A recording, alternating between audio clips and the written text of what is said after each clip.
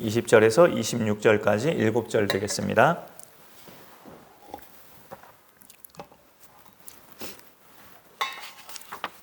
요한복음 12장 20절부터 26절. 우리 20절부터 같이 읽습니다. 명절에 예배하러 올라온 사람 중에 헬라인 몇이 있는데 그들이 갈릴리 벳세다 사람 빌립에게 가서 청하여 이르되 선생이여 우리가 예수를 배웁고자 하나이다 하니 빌립이 안드레에게 가서 말하고 안드레와 빌립이 예수께 가서 여쭈니 예수께서 대답하여 이르시되 인자가 영광을 얻을 때가 왔도다. 내가 진실로 진실로 너희에게 이르노니 한 알의 밀이 땅에 떨어져 죽지 아니하면 한 알 그대로 있고 죽으면 많은 열매를 맺느니라. 자기의 생명을 사랑하는 자는 잃어버릴 것이요 이 세상에서 자기의 생명을 미워하는 자는 영생하도록 보전하리라. 사람이 나를 섬기려면 나를 따르라. 나 있는 곳에 나를 섬기는 자도 거기 있으리니 사람이 나를 섬기면 내 아버지께서 그를 귀히 여기시리라. 아멘.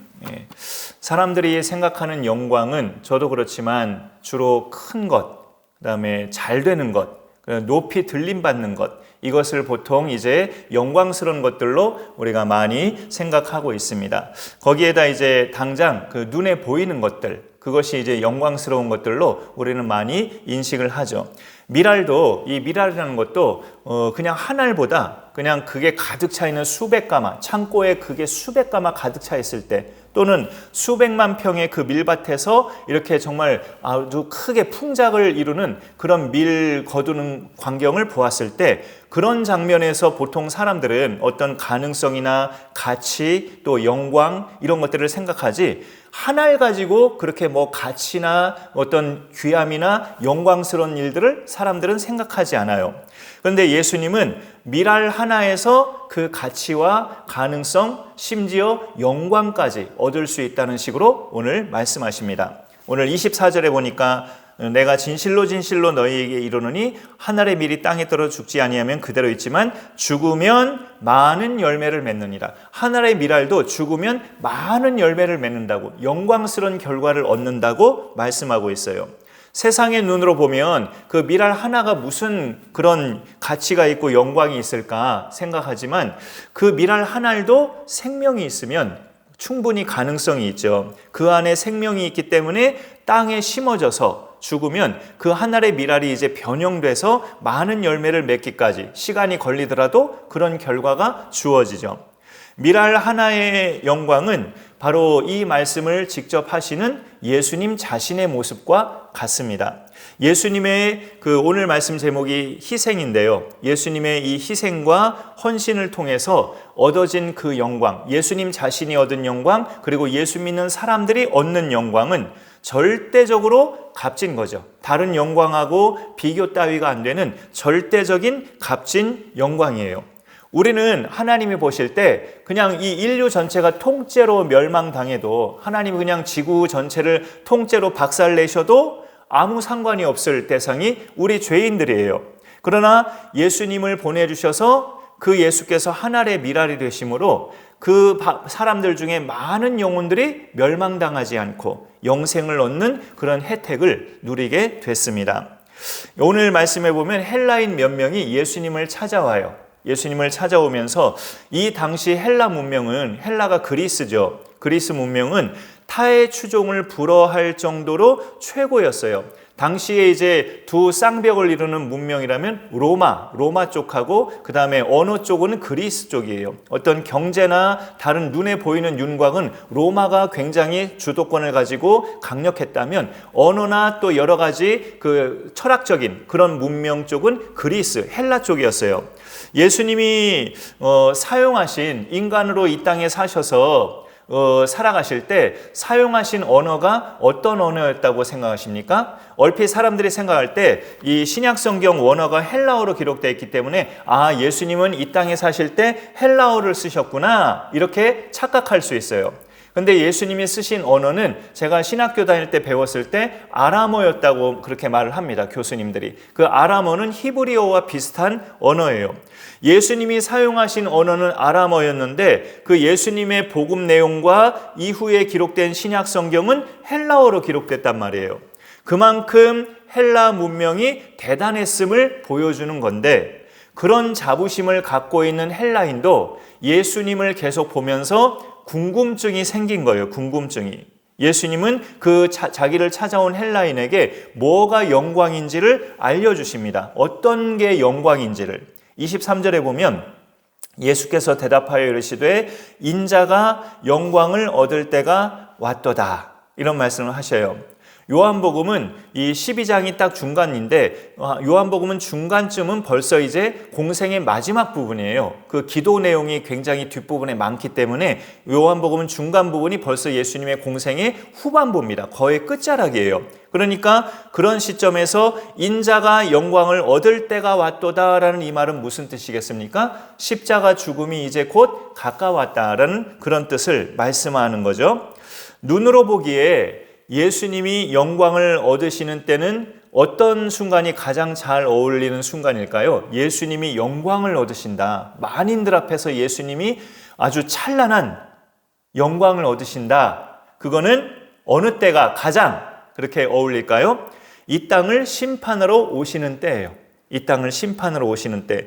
그런데 그때는 이제 인자가 아니고 그리스도로, 하나님의 아들 그리스도로 이제 재림하시는 거죠. 인자는 이 땅에 살아가시는 동안만 계속 인자였지, 재림하시는 때는 그리스도의 신분으로, 지금도 그리스도시지만 그리스도로만 오시는 거예요.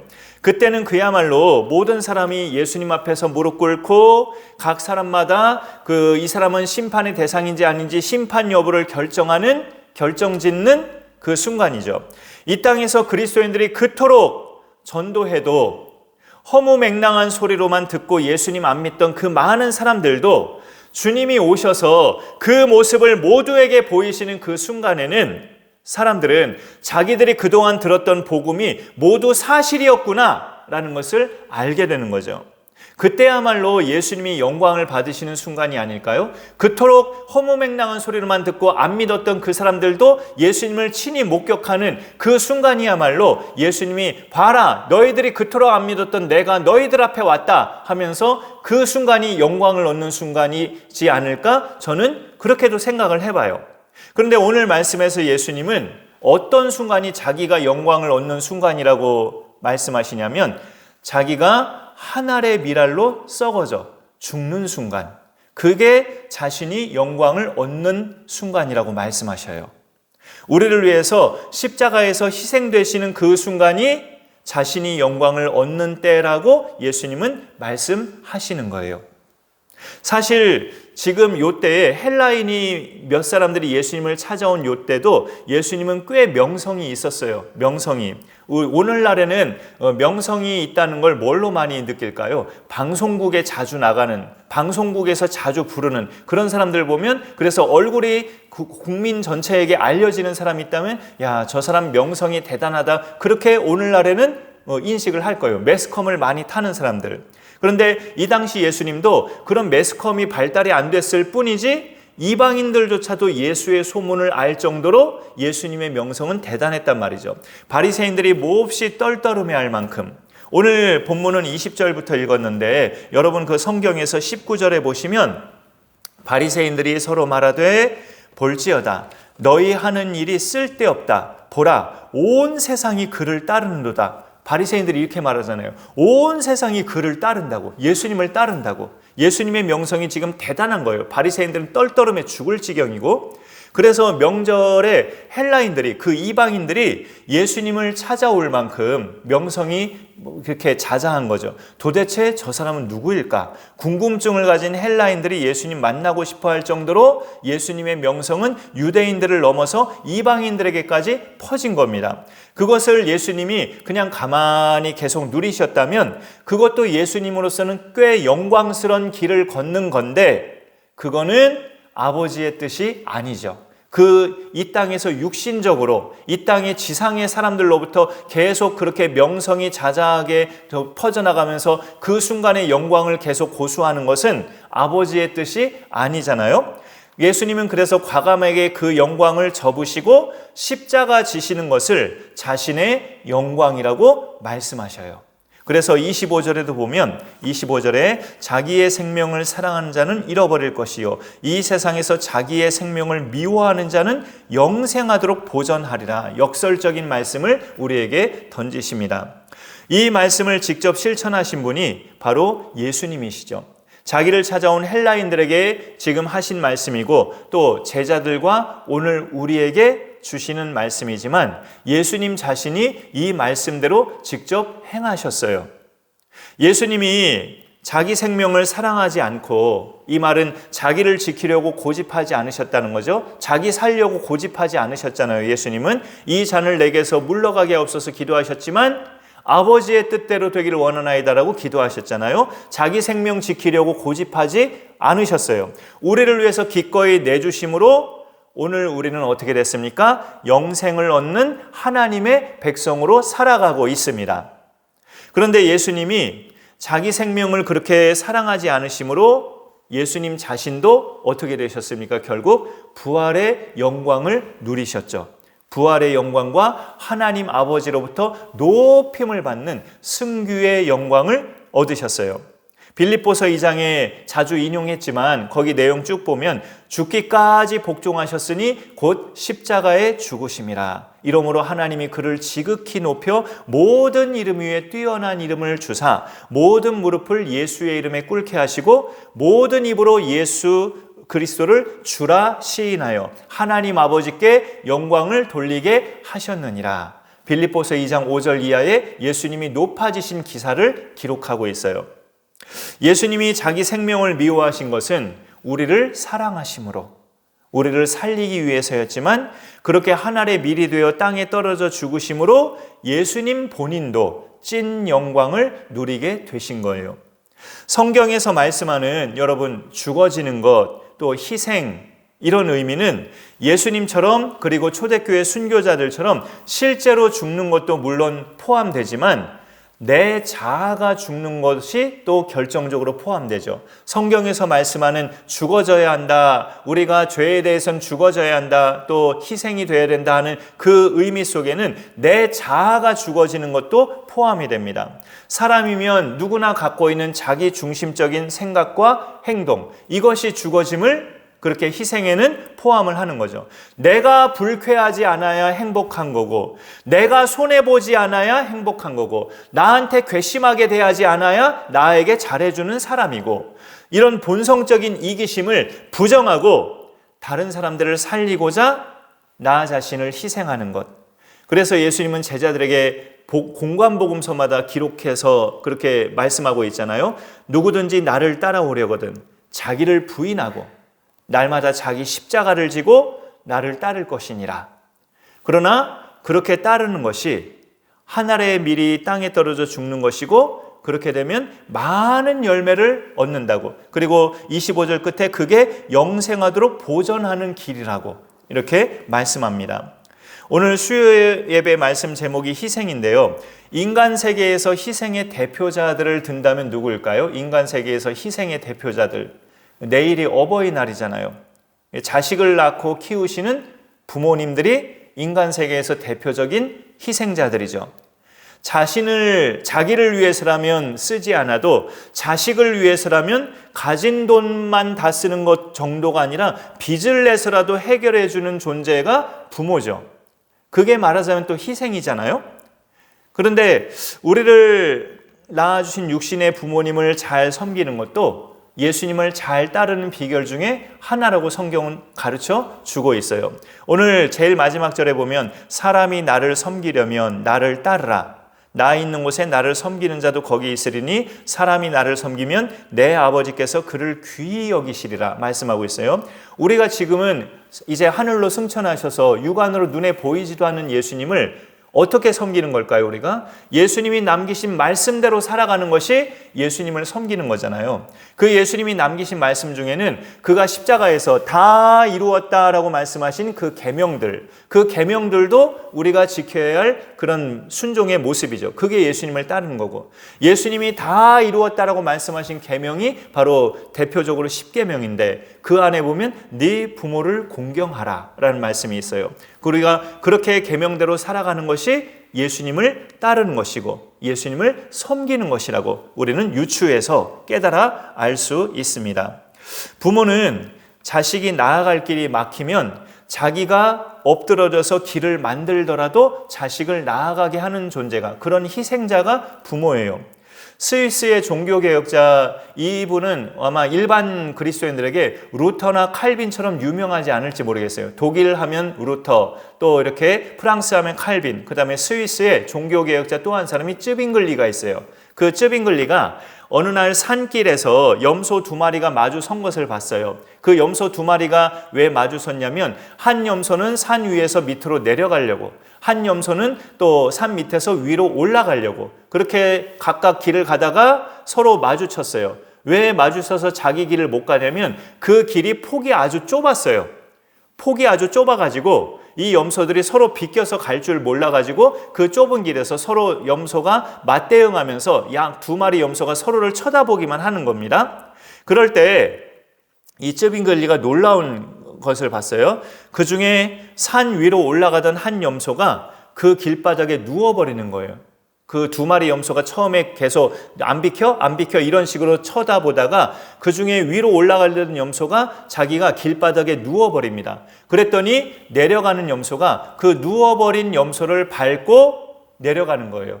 예? 누워버린 염소를 밟고 내려가니까 이제 그 누워진 염소가 일어나서 계속 자기 길을 가더랍니다. 그게 해결 방법이었어요. 폭이 좁아서 염소 2마리가 만났을 때 서로 못 비키는 상황에서 해결 방법이 한 염소가 길바닥에 들어누운 겁니다. 그래 다른 한 염소가 들어누운 염소를 밟고 지나가니까 그제서야 들어오는 염소가 일어나서 자기 길을 계속 가는 거예요. 그 광경을 쯔빙글리가 보면서 신앙생활의 승리는 내 스스로 엎드러질 때 이루어지는구나. 내가 바짝 엎드러질 때 신앙생활의 승리는 이루어지는구나 라는 것을 알게 된 거죠. 나를 부인할 때, 나를 한 알의 밀로, 내가 한 알의 밀로 땅에 떨어져 죽을 때 이것이 영광을 얻는 길이라는 거죠. 인류 역사에서 전무후무하게 이거를 실제로 행하신 분이 예수 그리스도십니다. 로마서 5장 19절에 한 사람이 순종하지 아니함으로 많은 사람이 죄인 된 것 같이 한 사람이 순종하심으로 많은 사람이 의인이 되리라 말씀하고 있죠. 그 한 사람 예수의 순종이 바로 한 알의 밀이 땅에 떨어져 죽음으로 많은 열매를 맺은 사건입니다. 그 열매 중에 우리 셋도 여기에 같이 지금 모여서 예배를 드리고 있죠. 그로 인해 우리가 영생을 얻었는데 우리가 얻은 영생이 여러분 보전이 잘 되는 길은 나도 예수님처럼 사는 거예요. 내가 얻은 영생이 천국 갈 때까지 잘 보존되는 비결이 뭐겠어요, 여러분? 믿음만, 난 예수님을 오늘도 믿어, 나의 구원자셔. 이 믿음만 잘 간직하는 그런 추상적인 그 신앙생활이 아니라 이 땅에서 영생을 잘 보존하는 길은 예수님처럼 사는 겁니다. 그래서 좀 전에 봤지만 26절에 다시 사람이 나를 섬기려면 나를 따르라. 나 있는 곳에 나를 섬기는 자도 거기 있으리니 사람이 나를 섬기면 내 아버지께서 그를 귀히 여기시리라 말씀하셔요. 예수님처럼 살아가는 것이 많은 희생과 어려움과 고난의 길처럼만 생각되지만 아버지께서 귀히 여기신다고 예수님을 높이 이렇게 들어 올리신 그 아버지처럼 부활하심으로 그 하늘로 승천하시기까지 예수님을 높이 들어 영광을 얻게 하신 아버지께서 내가 예수님처럼 살면 나를 그렇게 드높이며 영광을 얻는 존재로 세우신다는 것을 성경이 약속하고 있어요. 이런 말씀을 기억하면서 이 땅에서 우리가 희생적으로 살아가는 것, 하나의 미랄로 썩어져 살아가는 것이 무엇인가 여러 가지가 많이 있겠지만 가장 쉬운 예로 하고 싶은 말이 많아도 가려가면서 하는 것도 하나의 내가 미랄로, 썩어지는 미랄로 사는 것 아니겠는가, 그런 생각을 가져봅니다. 그것이 싸움을 방지하는 길이고 다툼과 분쟁을 방지하는 길이고 분열을 방지하는 길이 될 수 있어요. 하고 싶은 말이 많아도 잠잠하고 십자가를 지고 가시는 그 어린 양이신 예수님처럼 그렇게 많은 순간에 묵묵히 감당해 나가는 것이, 때로는 해야 될 말이 있으면 해야 되지만 그런 순간들 빼고 많은 순간들에 내 불필요한 말들은 잠잠히 지나가면 그것이 또 하나님의 미랄로 내가 썩어지는 순간이고, 그 하나님께서 뜻하지 않은 많은 영광을 거두게 하시는 결과를 보게 될 거예요. 그런 믿음의 승리자의 삶을 우리가 멋지게 살아낼 수 있기를 간절히 축원합니다. 제가 기도하겠습니다. 하나님 감사합니다. 오늘도 이렇게 또 적은 지체들이지만 하나님 말씀에 우리가 또 같이 모여서 예배하게 하시니 감사드립니다. 참 이렇게 적은 수가 꾸준히 있는다는 것도 쉬운 일이 아닌데 이렇게 서로의 사랑의 관계 속에서 이것도 이렇게 지속되는 것을 깨닫게 됩니다. 하나님 아버지, 이 5월 가정의 달을 맞이해서 우리 어린 자녀들, 청소년 또 청년 자녀들, 또 젊은 자녀들, 또 우리의 귀한 어버이들, 또 형제들, 사랑하는 가족들을 우리가 더 깊이 또 돌아보며 생각하며 예수 안에서 가족을 섬긴다는 것이 무엇인지도 또 깨닫게 하시고, 우리 예수님께서 무엇보다도 하늘의 밀로 땅에 떨어져 죽으심으로 십자가 희생을 통해서 우리 많은 영혼들이 오늘날까지 이렇게 구원의 길로, 영생을 얻는 길로 오게 된 것처럼 예수를 따르는 우리도 우리 자신의 진정한 그 예수님과 같은 희생을 통해서 그동안 예수 믿지 않은 많은 영혼들이 예수께로 돌아오는 복된 열매를 맺는 그런 축복된 인생으로 살아가게 하여 주옵소서. 예수님의 이름으로 기도드립니다. 아멘. 오늘 또 찬송 같이 부르면서 축